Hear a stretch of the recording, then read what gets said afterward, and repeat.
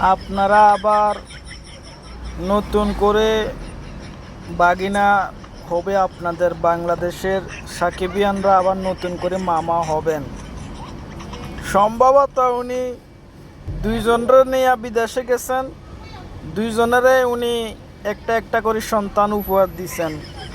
এখন এই ওটার দুধ খাই না যে আপু,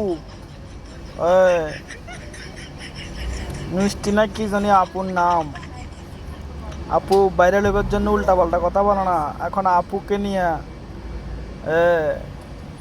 ভাইয়া সফরে গেছে। যে কোনো টাইমে আপনারা সুখবর শুনতে পারেন। জাতিকে আরও একটা বার উনি উনি কিন্তু আবার বাগিনা দেয় মামু। বাগনি কিন্তু হয় না, বাগিনা হয়। আর একটা সুখবর পাবেন আপনারা।